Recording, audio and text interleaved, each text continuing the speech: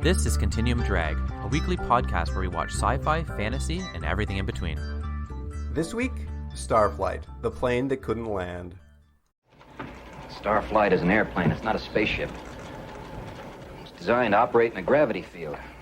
Take a look at this. You see, before the booster rockets are cut off, that thing is moving at better than half a mile a second, straight out towards space. And what Josh is worried about is the possibility of a slip that could lift Starflight right out of the atmosphere. You and I know that can't happen. Yeah, but supposing it does, what does that do in terms of cabin pressure? Well, you'd have a pressurized craft pushing against the nothingness of a zero atmosphere. So if there's any structural flaw...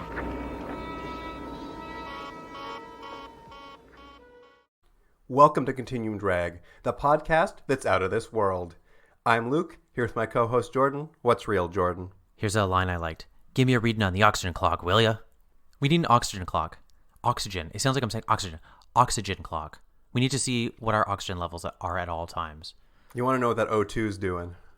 Yeah, that's right. It's even better. I want to know what the O2 clock, the O2C. Well, you do walk around with that O2 tank that you like to just huff out of for fun. It's just for safety. It's right next to the helium tank you also huff out of. Hey, question for you. So we're going to be doing an episode today that's on this movie called Starflight, the plane that couldn't land. But I noticed when we started watching the show, the titling on the episode just says Starflight 1. What is the title? Is it Starflight 1? It is hard to say. My understanding is the original title is Starflight, the plane that couldn't land. But it was also released theatrically, internationally, where it was released under Starflight 1. Starflight, the plane that couldn't land, I think is a better title. It's a good title. That's why I prefer to call it that. And on IMDb, that is the title to give. And I couldn't find anywhere this is written down. This is how well-researched this podcast is. But on IMDb, it also refers to it as Airport 85, as if it's like a continuation of the Airport series.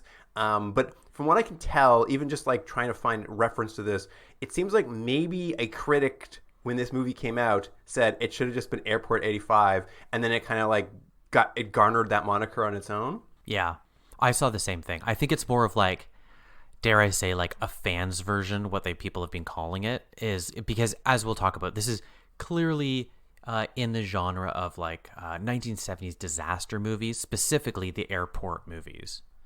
Have you seen any of the airport movies? I've never seen an airport movie. I've seen the first airport movie, but I've never saw... I think it was Airport, and then it was like Airport 77 and 79 or something like that. But I saw the first one years and years ago. Changed your life? It's better than this. Okay, great. Well, this movie stars the $6 million man himself, Lee Majors, and Barney Miller, Hal Linden. So it can't be better than that. The Airport can't be better than this.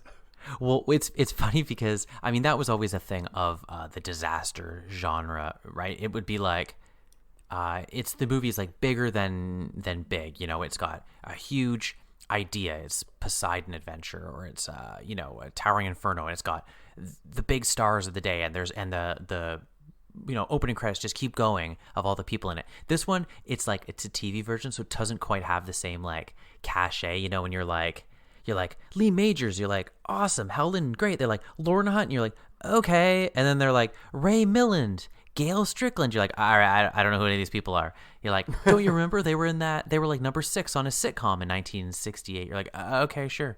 Well, it's also directed by a man who had worked with Lee Majors quite a bit. They were on $6 Million Man together, and then went on to make 3 feature or TV movies together. So this is a real Lee Majors joint, I think.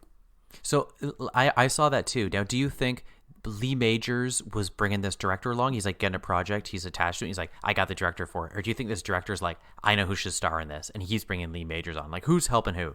That's a good question. I had figured it was the director was doing them, but you're right, it might be the other way, because I mean that happens all the time. Like The Rock has his directors who he does the movie and he just brings the director along because he knows he gets along with them. That's what I assumed. I assumed it was like, Lee Majors' star's not quite as high as it was, although he was in I think he was doing The Fall Guy at this point. Like, he had 2 big shows. So like, I have a feeling he had enough stuff going for him that he was like, hey, I got a guy for it. I got a guy for this TV movie. He's easy to work with. We've done this before, it'll be smooth. Well, I mean, I'll give it to this. It's not badly directed, so the guy's not terrible. No, I agree. I agree, and I will say this: there's at least one sequence I will give on this movie that I thought was quite good, and it's the sequence we're going to talk about where there's like a tube coming out of the ship and people are going through it. I actually thought that was directed with a little bit of flair. Well, you always imagine and fantasize of being a hamster, so that was a big deal for you, that human hamster tube. No, but you know what it is? It's like these TV movies usually, not all the time, but usually they're so the directing is so like perfunctory, right? It's just like talking heads, and it's just like wide shots, close. There's nothing interesting, but this does have some attempts at some a little bit more flair, you know. Well, it was broadcast on February 27th, 1983, and I've got two little tidbits for you about 1983 February. On the day this movie comes out, Jordan, actor Kate Mara is born. Oh yeah, okay, one of those rich sisters. Are they rich sisters? I didn't know that. Are they nephews? Yeah, I think. Yeah, I think their dad like owns like a baseball team or something. That's how you make it in this world. Own a baseball team. That's it. Yeah, that's how we missed out, Luke. Your dad just owns that like farm league football team. It doesn't go anywhere. All you get is a podcast where you don't make any money. And 2 days before the movie comes out, on February 25th, Jordan, Tennessee Williams dies. Oh, really? Interesting. It's too bad. He had his VCR set for this and everything. 83 though, huh? He died in 1983. Yeah, I wouldn't have thought they lived that long either, but there you go. It's funny, certain people you just like kind of pinpoint them to certain time periods, you know, and you just go like, oh, they were still around? But like, yeah, people get old. And Jordan, in 1983, we've only ever watched one other TV series. Can you guess what that TV series is? I think I know what it is. Are you ready? Are you ready for this? Pitch me over. I'm ready. Automan. Yo, you're right. It is Automan. Yeah. The one show you always remember.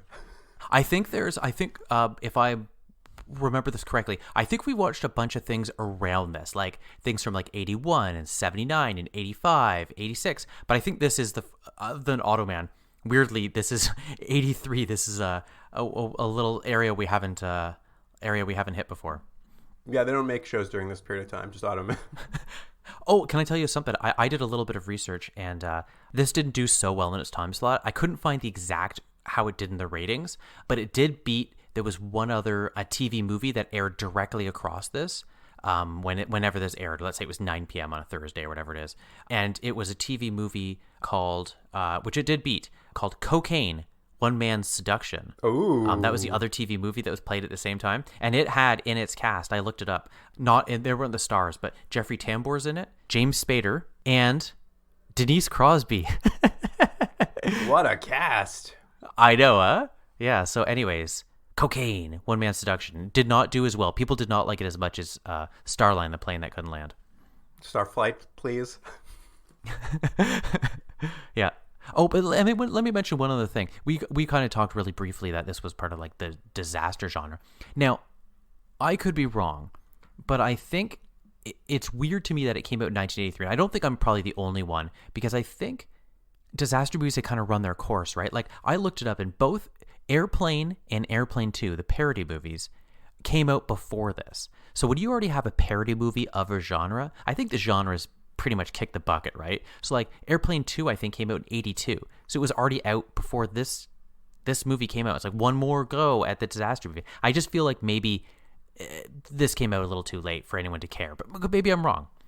I don't know. I mean, I guess that's just TV movies for you though, right? You're not coming out when the trend's hot. You're coming out when you're trying to catch it.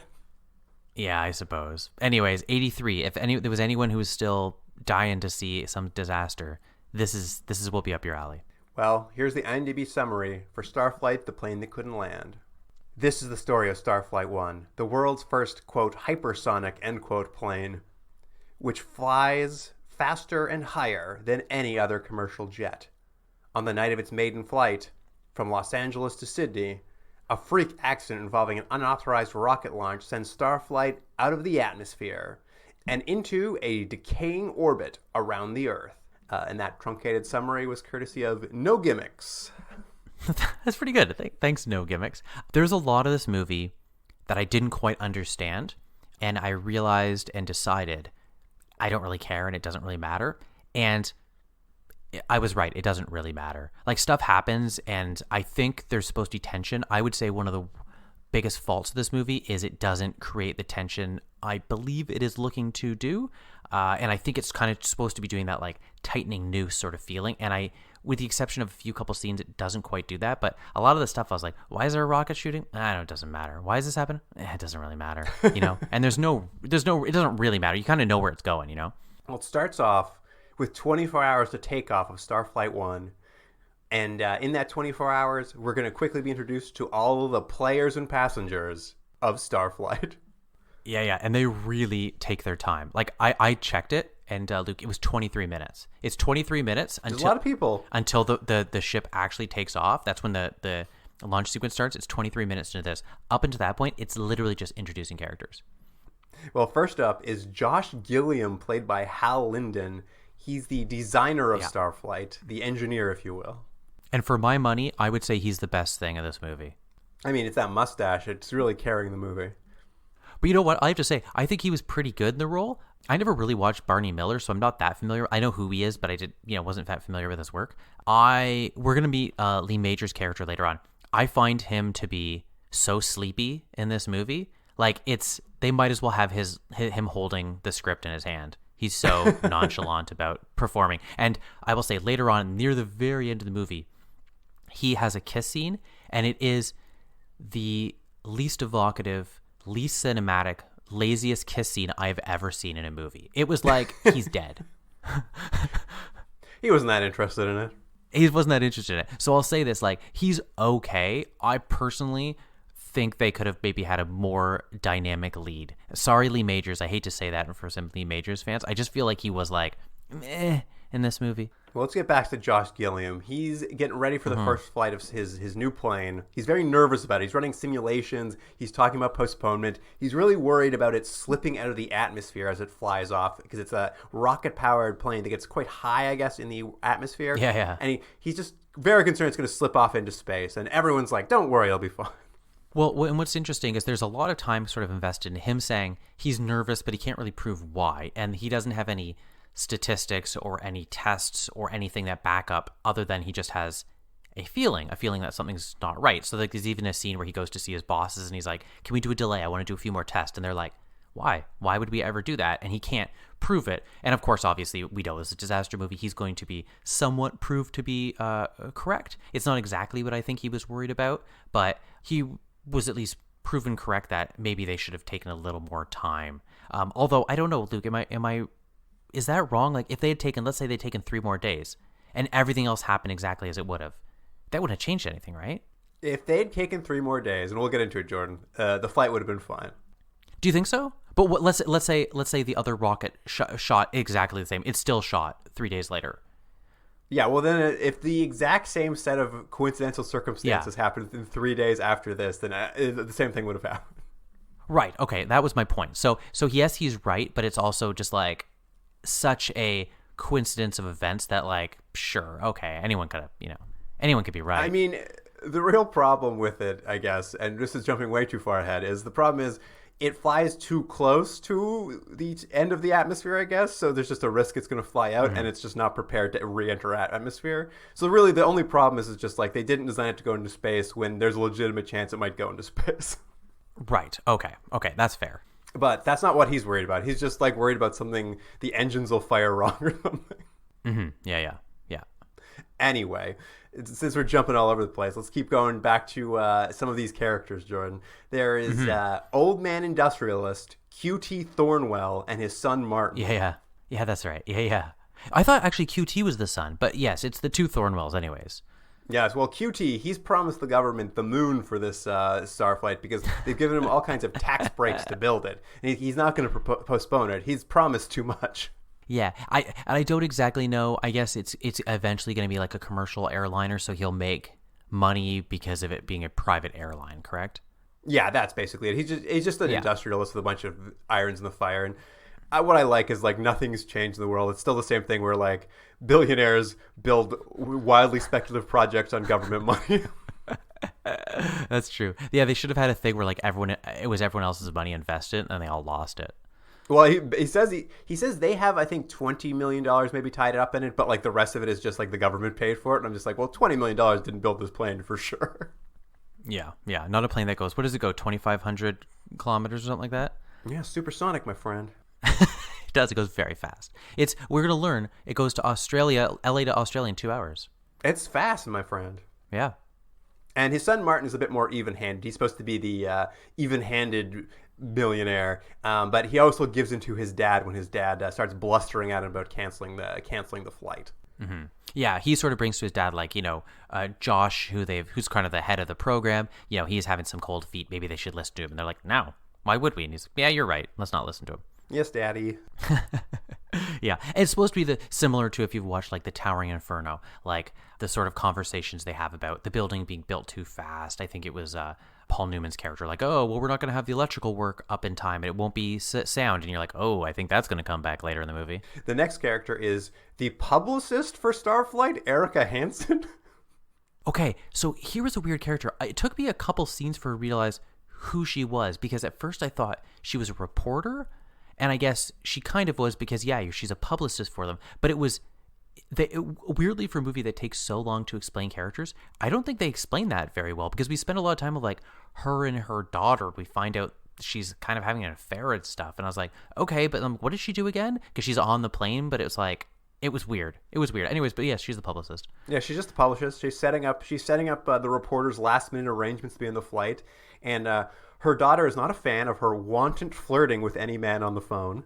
That's right. Yeah. Well, to be fair, it was a very innocent sort of, like, clearly joking flirting she was doing with the reporter. Like, it was like two old friends who were making kind of somewhat little body joke. Like, and the daughter I was like, all right, calm down, Cindy, whatever her name was. Well, the daughter's also very disapproving of her mother's extramarital affair that she's currently involved in. So that's going to be like, one of the plot points of this movie, and I think I said it earlier, it's like, so we're going to find out she's having an affair with Captain Cody Briggs, who we're going to meet soon, who's played by Lee Majors. And they handle it in a very weird way. We can talk about it more later, but it seemed weird that it was added and how they handled it, because it just seemed like they tied it up in a neat bow for no reason at all. Well, this daughter's disapproval doesn't matter to her mother. I believe at one point when the daughter's like sulking about it, her mother reprimands her for to stay out of her business. Daughter, stay out of my extramarital affair business. There you go. But she wants to take her daughter on a 2-week trip to Australia, which shouldn't be awkward at all. That's right. And by the way, her daughter's name is Lori. Lori is the daughter. Oh, I see. Then we finally do check in with another awkward breakfast, Jordan, the one you've been teasing this whole time. Starflight's pilot, Captain Cody Briggs, played by Lee Major, is at the breakfast table with his wife, trying to avoid a conversation about their failing marriage.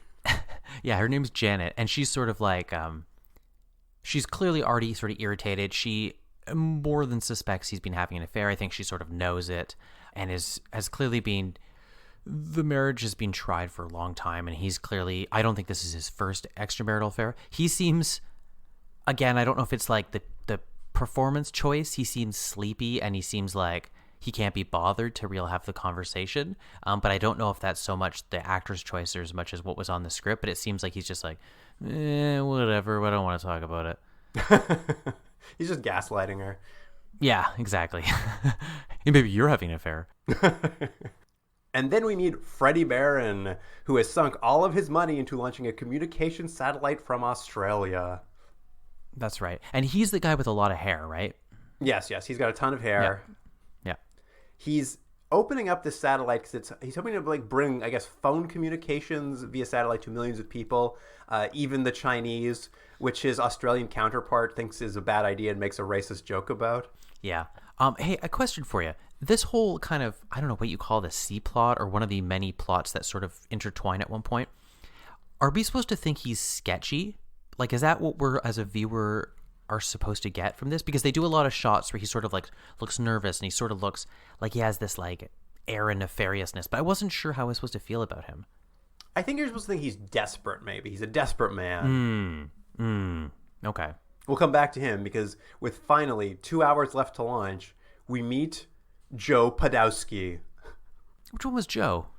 He's an employee of Thornwell who has won a contest to ride on the Starflight.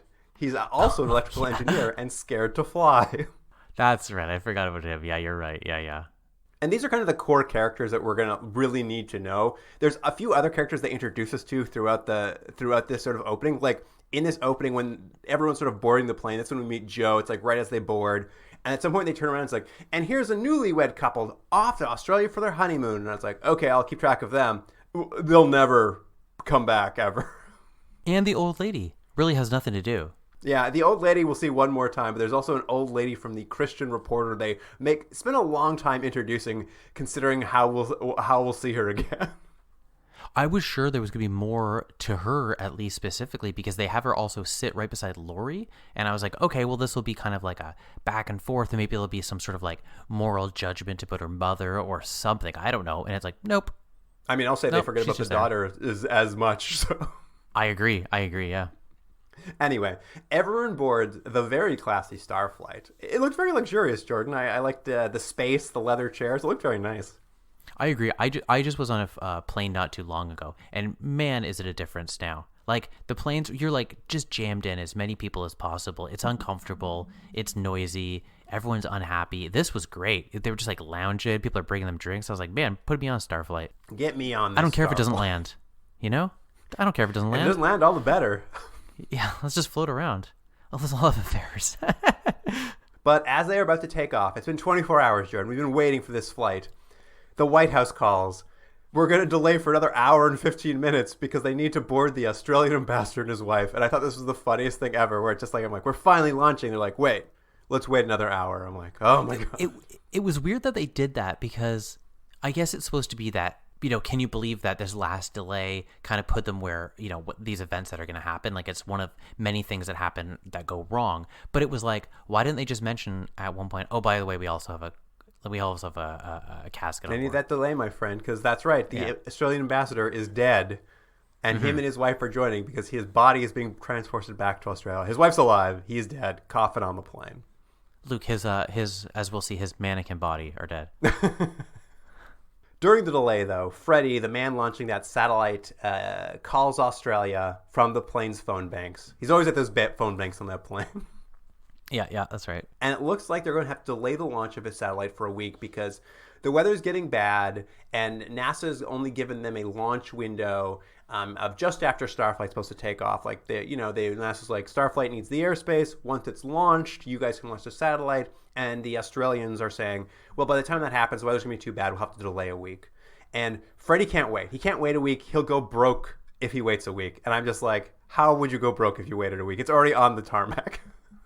Yeah, I'm not sure, but it's one of those things where you're just like, they need to add that tension. So you're just like, okay, sure, this has to happen now. So, yeah, I can't wait as a viewer. And he's so desperate. He just tells them, launch it right now. Starflight's delayed anyway, and the weather's good. So just launch that satellite. Let's get going.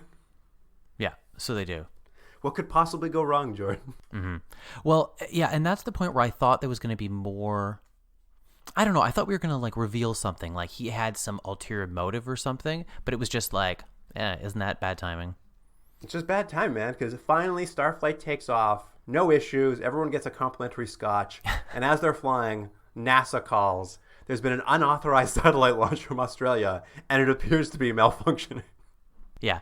And at this point, when they're finally up there and stuff starts happening, didn't this feel a lot like that Stephen King pilot movie we watched? That airplane movie? What was that one called? Langoliers. Langoliers. It felt a little bit Langoliers. You thought they were going to go through a time hole and end up in a world where nobody was there? Maybe that's why it couldn't land. We're not that lucky. Or was it just because that Belky was on the plane running around? I forgot he was on that. Yeah, he was terrible. Freddie, of course, is also, as they're flying, conveniently once more on the phone with those Australian, I guess, rocket scientists. The third stage of his rocket carrying the satellite didn't fire, so the rocket's kind of tumbling now, and they have no choice but to self-destruct the rocket before it hits the ground. And that explosion of the rocket sends shrapnel hurtling towards Starflight. I love this. I love the idea that, like, this rocket's a problem. What if we blow it up, and they blow it up, and that actually makes more of a problem? I thought that was kind of funny. Well, the shrapnel's coming at them, and the only option Starflight has is to climb to a higher altitude to get above the shrapnel. It does all right, but one piece of the shrapnel grazes the hull and severs the controls to Starflight's rockets. So now they can't cut off the rockets, and they're forced to burn through all their rocket fuel, which forces them out of the atmosphere and into space.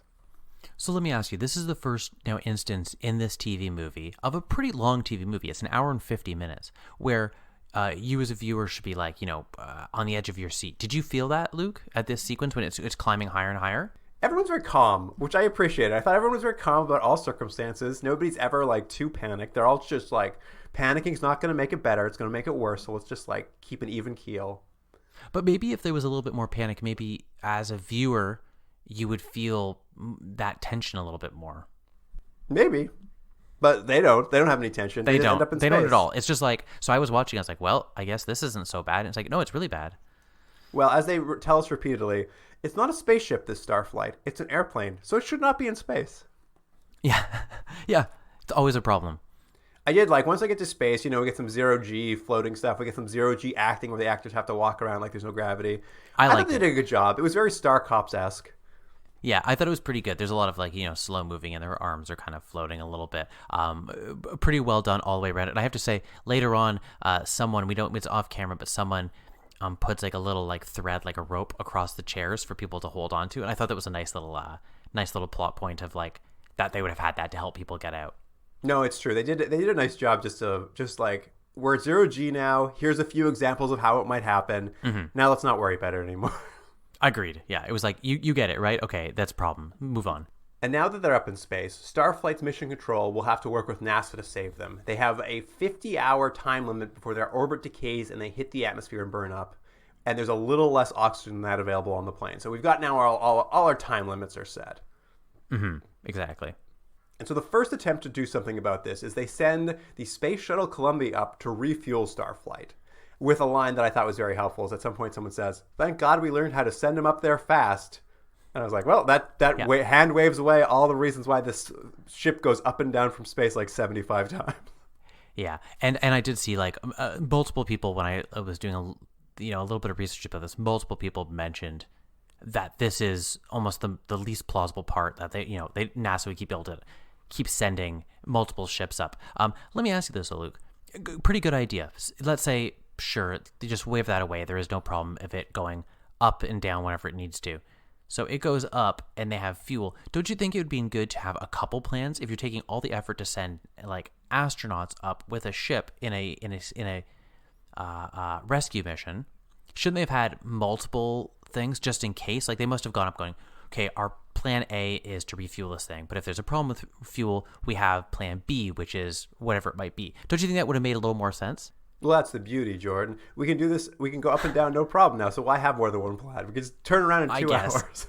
I guess it's true. It just seemed odd to me that they wouldn't have been like, you'd assume NASA in particular has thought out a million different scenarios and has calculated for these countless times. So they would have multiple options if something wrong happens. If something wrong goes, NASA knows. Something wrong goes. Sorry, I said that terribly. If something wrong happens, NASA would have an explanation or a solution for Well, it. I will say, I'm glad they didn't, because we get a lot of great miniature work. Their space effects look good. Like, I actually liked a lot of their visual effects in this movie. I thought for the most part, the miniature work was really good. There's a part later on in the movie, not to spoil things, where we see the plane going through the atmosphere. I didn't think it looked so well, but most of the time I thought the miniatures were really good. Yeah, for the budget level of this movie being a TV movie, I thought they did a very nice job with their miniature work. Mm-hmm. Yeah. Of course, Starflight can't re-enter the atmosphere with no heat shield. So they're busy working on a way they might be able to find an angle of entry that they'd be able to survive coming in. But for security reasons, the performance characteristics of the design, a direct quote from the show, were never put into the computer. So the only one who can help is the designer, Josh, who's on Starflight right now. So they need to get him off of Starflight back to Earth to fix the problem. And so that's problem number one. It's like, how do we get him from Starflight to the Columbia Space Shuttle and get him back down to Earth? Mm-hmm. Yeah. Now, Joe, I don't know if you saw this, and I couldn't vet this trivia anywhere, but there was trivia about this, and I'm going to take it at face value. It probably could be wrong, but I'm going to take it at face value. But it said apparently Stanley Kubrick stated in a few interviews that the plot device of needing to return the ship's engineer to Earth to work out the problem, instead of having him try to work it out on the plane without the equipment he needed was sheer, quote, filmmaking genius.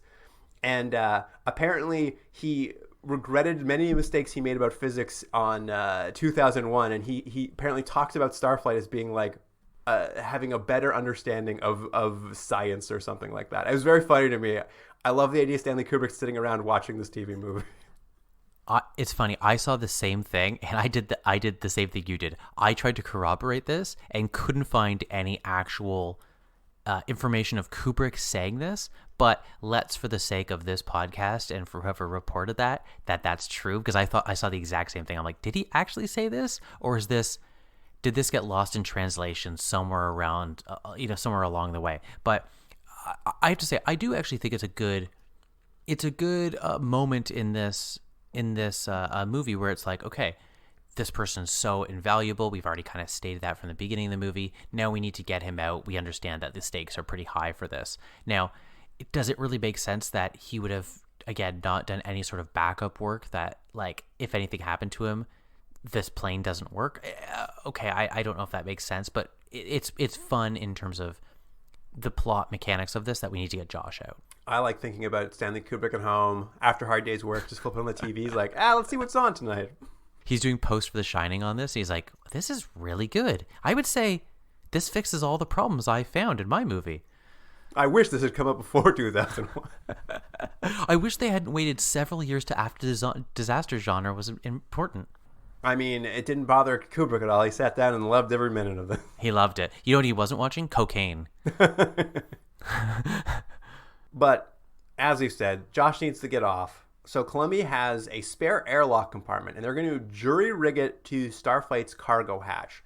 They're not sure how well it's going to work, so the co-pilot of Starflight volunteers to test it first. He's just like, I've always wanted to be an astronaut. Let me test it, make sure it's going to be safe. We can't risk Josh's life. And, of course, it doesn't go well. The door comes unlatched, and this co-pilot is violently and hilariously blasted into space. Yeah, it's pretty good. Now, is it before this or is it after where we see that there's like gold ingots like in the storage? What do you call it? The cargo space. Is it before or after? We see that throughout the movie. Is that there's the hole that the shrapnel cut that severed the engine lines is leaking air into space, and we just constantly cut back to the cargo hold, and there's just gold ingots floating around. Yeah, why was there gold ingots floating around? No idea. Just to show you there was no gravity. Well, it's funny because they took the time to mention that there's a casket on board, but they don't mention why it's also full of gold. I think it's there because they want you to know that the hole in the ship is there, and it's getting worse because as the movie goes on, the gold ingots float around, and then they start floating out into space, and then they see the gold ingots outside of the plane just floating around. They're like, uh-oh, that's a problem. Yeah, well, and then they get to have a thing where they're like, what are the one co-pilot's like? There's millions out there, and Lee Majors can sleepily say, like, doesn't matter to us because we're stuck up in space. You're like, another line reading? He's like, no, that works. So they have to come up with a new idea. This escape hatch is just blown off into space with the unlucky co-pilot or his, like, dummy corpse. It was great. I loved it when he flew away. Yeah. There's two instances of like dummies, and I think this was another one. And the one we eventually see the dead body, it's the best mannequin. I loved it. It just doesn't move at all. So they come up with a new idea. Coffins, those are airtight, right? I saw also someone. I love when people poke issues with movies like this. And one was that the coffin that we see is clearly not an airtight version. I'm like, but there are airtight versions? Like, yes, there are. Like, okay, then it's fine. It's fine. Who cares if it's not the appropriate model? It's a fake movie. It didn't really happen. And they're going to take that coffin with the ambassador's body in it. They're going to use it to put Josh to float out there. Even though the Australian ambassador's widow is weeping openly, begging them not to do it. Yeah, they're basically like, hey, is our one chance. It's a pretty good idea. We're going to put Josh in this casket. We're going to get the astronauts to move him around. He's got about 4 minutes of air, so they can do it in 4 minutes or less. He's fine. And they're like, well, we have to tell the widow. They tell her, and she's like, you think she'd be like, you know what? I'm doing it for the good of everyone on board. And she's just like, no, like she's weeping. And they're like, anyways, we're still going to do it.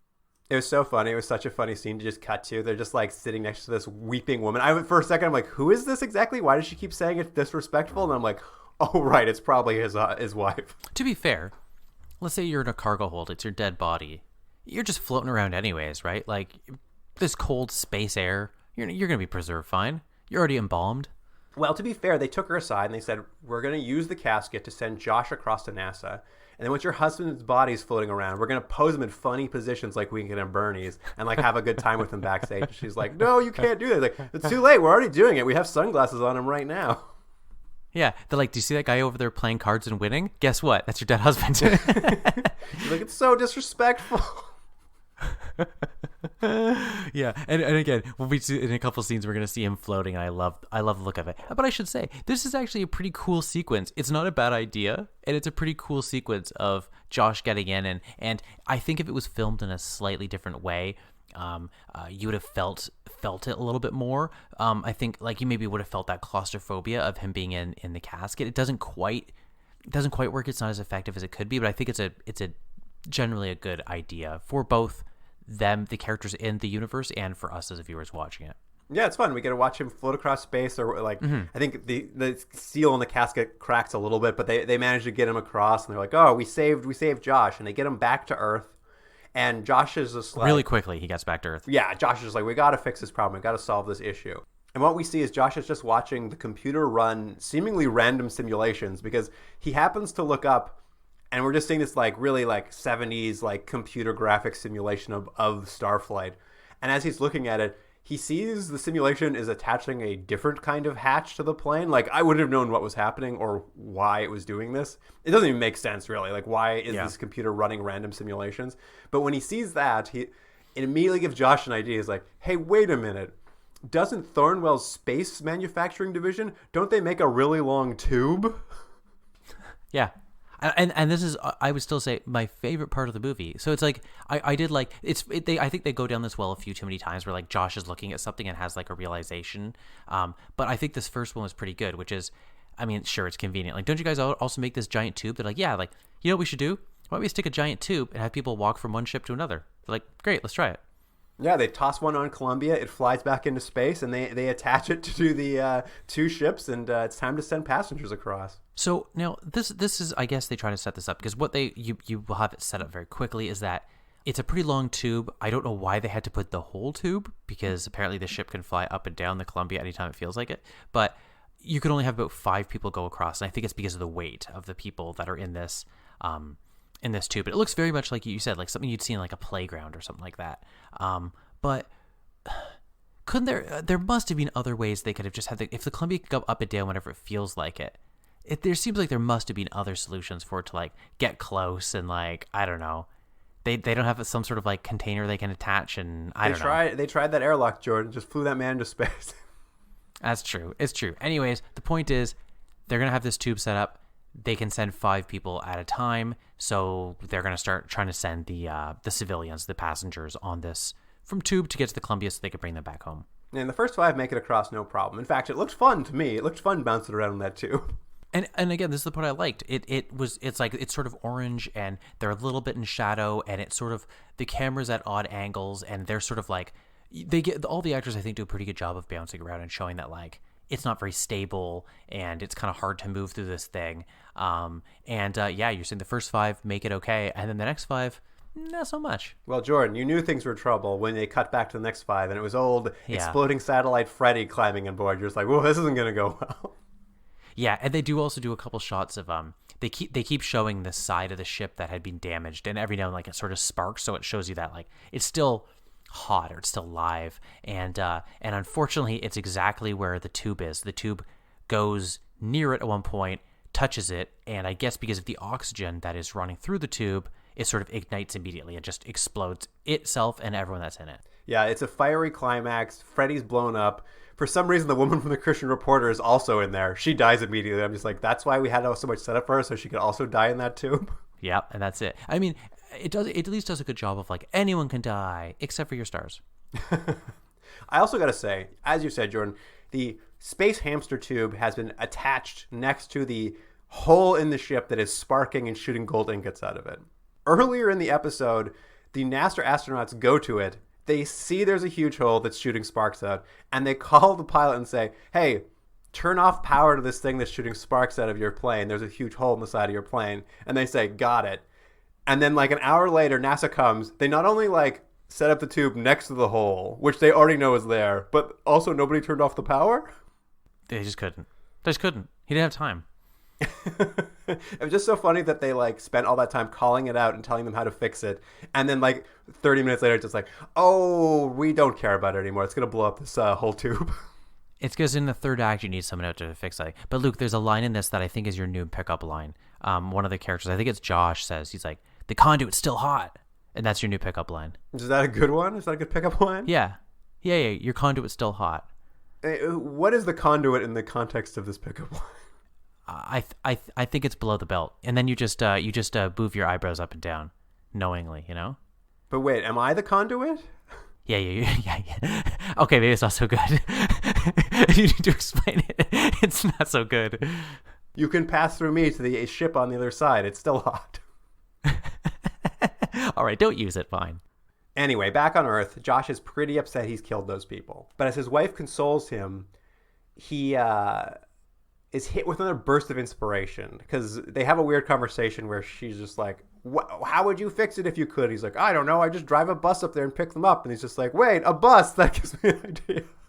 Yeah, and you're going to have to explain this part to me because I don't know if I understood this next part. What is it exactly logistically that they're trying to do? So what the plan is, Thornwell Industries' competitor, Culver Air, makes a booster tank. It's just a really big empty tank that you could fill with fuel potentially. And it happens to be the right size that would fit inside Columbia's hold. So what he thinks is if they bring this huge tank up there, mount it to the side of Starflight, they can just put all the passengers on it at one time, seal it off, put it back in the hold of Columbia, and just fly them all back down, basically. Luke, all of the passengers, everybody can get on? Well, everybody but the flight crew and 3 lucky contest winners. Yeah, that's right. Yeah, I actually thought it was pretty well done, but it's pretty funny. They're like, when they go, we can do it, he's like, it's great, except we can only fit, I can't remember what it is. I think it's like 37 people or something. It's like just short of the amount of people that they have. Yeah. Thank God they killed those 5 before. Yeah, but don't you think, like, let's say they're like, oh, we only have enough, what is it? We only have enough air. Can't they like make some sort of concession? Like, we're going to put 2 of you in spacesuits so you won't use up the air or something. And no, I know. I was just like, there's more room. The problem is there's a lot more room inside that thing when you see it. You're like, you could all gotten here. Yeah, anyways, it doesn't matter. The point is that a few people have to stay behind. I like, though, that when Josh brings this idea to the team, old QT Thornhill, he'd rather let all those passengers die than go to his competitors. Yeah, and it's like, he's like, because his argument is that because the other company, their name will be associated with the rescue, people are going to say that company made the rescue, and his company, I guess, will be like the disaster, and that company will be that saved the day. So because of that, he thinks it's better for everyone to die? Well, also, Culver Air, Jordan, they did a whole bunch of industrial espionage against him last year, and he lost $1 billion government contract, so he doesn't want to go to them. They're mean jerks. And there's that. That's true. There is that. But finally, Jordan, I know you've been waiting for this plot line to resolve. His son, Martin, stands up to his dad and calls Culver Air himself. Yeah. It's like, I was like, oh, was that a problem we were waiting to be resolved? Oh, okay, great. I'm glad his son, who I've seen in 2 scenes, finally got that backbone I didn't know he didn't have. Well, they get up to that space station. They attach the big air tank. They get all the crew on, but the flight crew and the 3 volunteers. And the 3 are a reporter, a photographer, who are both staying behind to capture the story of the century. Mm-hmm. And they've been kicking around the background of this movie the whole time. But like, I would have been hard-pressed to say if they had a name or not. Well, that's the thing. There's an interesting idea here of like, a few people need to stay behind, and there's this sort of noble effort of a few people, like you're saying, the reporter, like, I'm going to stay behind, for whatever reason. But it would have been more effective if we had spent a little more time with these people, maybe less time on some of these other characters that don't really matter. Like, we could have spent a little time and learned about them. So this noble act would have, I think, resonated a little more.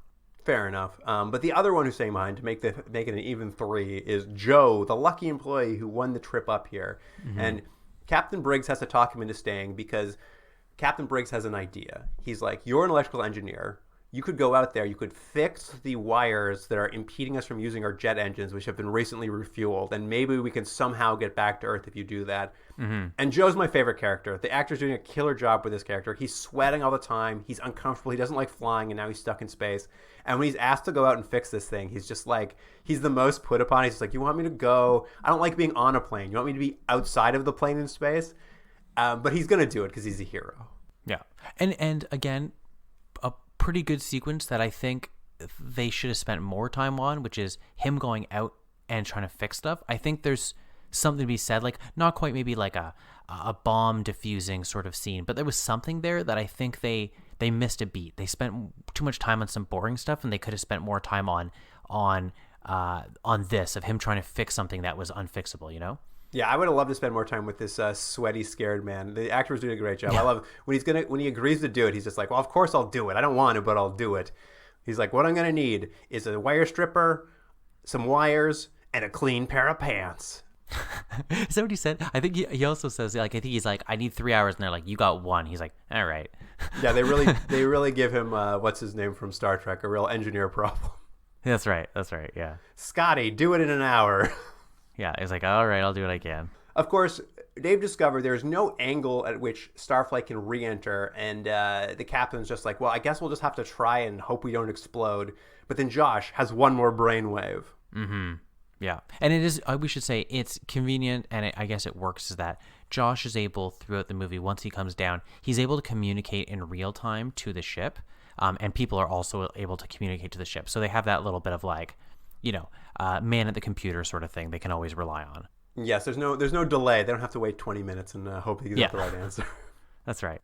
His idea is that Starflight has no heat shield, but if it were to follow a space shuttle down through the atmosphere, the space shuttle could act as sort of a plow through the atmosphere, acting as its space as its heat shield for it.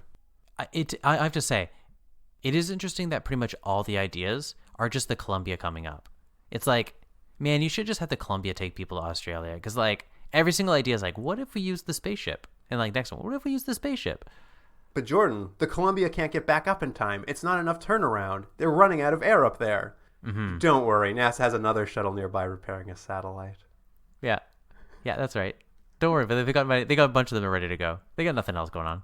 And they try to play with the idea the O2 is running low. There's not enough O2 to get us back, and they're like, let's just empty this air tank and maybe it'll be enough. You know, it's mm-hmm. light tension. It's not really that. You never at any point question it, but they try to bring that O2 back into play.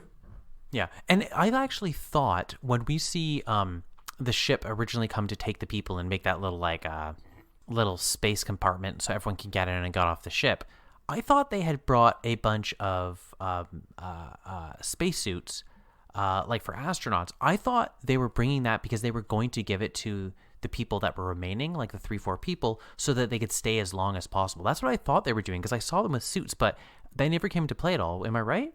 I don't recall that directly. You just reminded me, though. I do remember that at one of the flights, they called down when Columbia was coming up, and they said, we're getting hungry up here. Can Columbia bring us extra food? And Columbia did. Yeah. I'm just dying for grilled cheese. I assume it was pizzas. I assume Columbia ordered some pizzas and brought it up. It was second meal. Anyway, they do this re-entry scene. I know you didn't like it as much. I thought it was all right. I liked you sort of watch Starflight hover over top of the space shuttle as it comes in, and like they all get very red from going through the atmosphere, and they cross through, and everyone cheers because the Starflight has made it to the atmosphere. But it took a little damage, and they lose radio contact, and we get this not long, but not long sequence where we're just hanging out at Starflight Command, waiting to see if Starflight will actually fly in and land. And you see Josh on the tarmac staring off into the horizon, and we get like a time jump, and he's just like, it's been too long. They didn't make it. And then suddenly, Starflight swoops in. Yeah, and has a nice smooth landing. It all worked. They were exactly right. They did everything the way it was supposed to, and they made it back safe. And for some reason, Captain Briggs, Cody, is wearing like a fisherman's hat. Yeah, total success, Jordan. Other than those 7 dead people, a total success. Yeah, other than that, it was a great first flight. And then my favorite part is it lands, everyone's cheering, and The captain gets off and hears that his wife gave her blessing to leave him for his mistress. Yeah, we should say there's a scene like maybe three or four scenes before they finally land. Janet, his wife, she is there because every time the wives, they have terrible roles.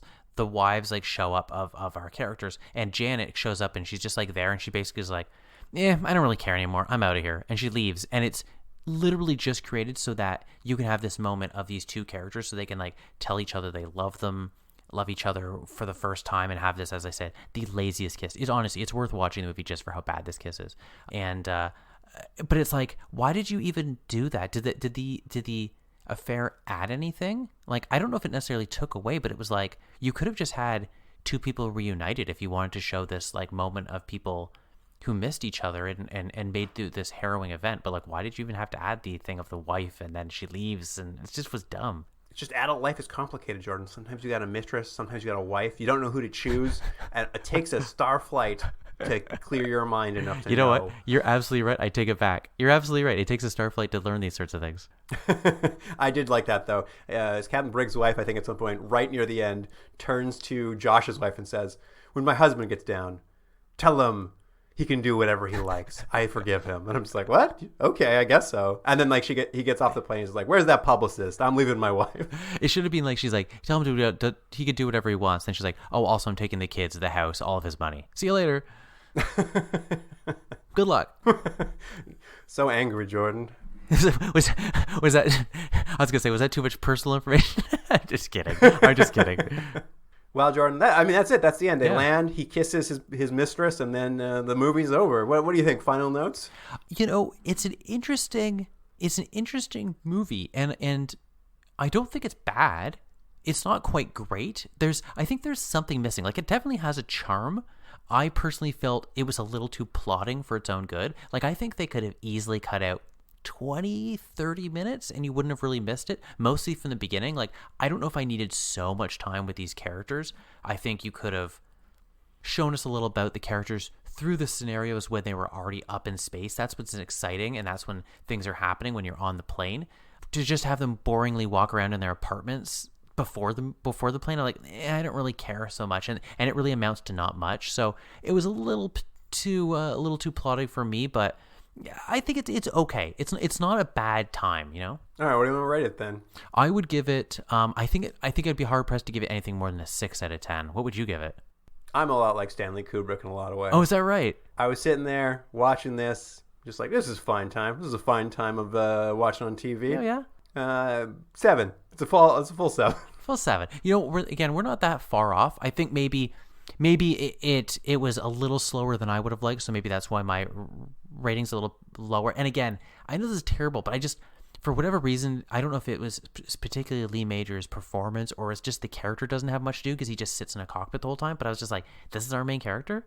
Like, because Josh is really the main character. He's the driving force of this. He's the one making the decisions, and I think it's a much better performance. There's more to do, and I think it's kind of a missed opportunity to have this pilot just sit there and like the most he does is he kind of doesn't shave. Like, he doesn't do much, you know.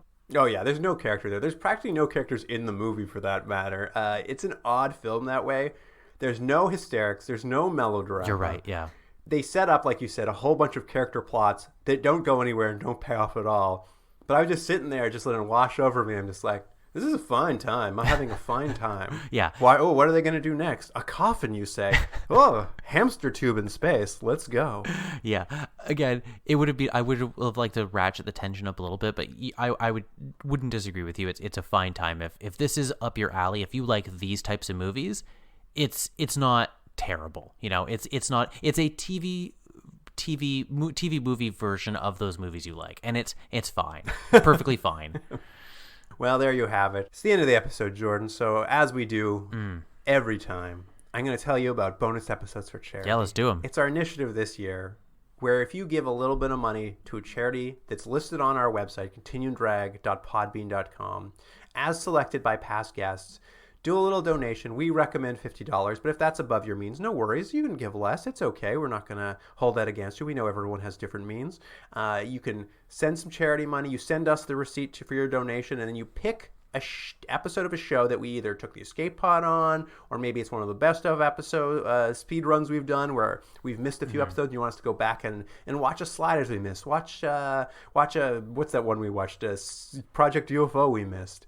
Whatever you like. You choose. Oh yeah, Project UFO. You choose, and we'll put that on and watch it once you make that donation. So you can find out all about that on the website, continuumdrag.podbean.com, or on social media in our bios. There's links on how to get to that site, so you can just head there if you like.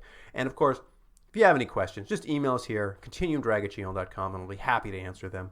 And on Instagram, Twitter, and Facebook, we'll have some clips from old Starflight. Lots of miniature work, lots of space tubes. You got it all on this. I don't know if it's going to make it, but I would love to see that lazy kiss again. That lazy kiss? I'll think about it. I'll think about going back and getting it. Jordan, I think it was best when you said you have to watch the whole movie to get to that lazy kiss. It's worth it. Yeah, it's true. You don't just put it on Instagram. Make you have to watch all hour 50 minutes of it. It's just the big payoff. You got to wait for it. Yeah, you're like, wow, he really didn't give any effort. I don't think that's relationship's going to make it. Well, it's like, I don't think these two actors liked each other very much. Well, that wraps it up for this week. So, listener, thank you for joining us. And Jordan, I'll see you next week. The conduit's still hot.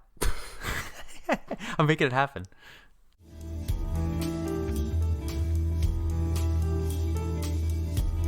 Continuum Drag is recorded in Toronto, Ontario, and Seoul, South Korea. Theme music by James Rick Seidler. Produced by Jordan Delick and Luke Black. Special thanks to Aaron Yunes.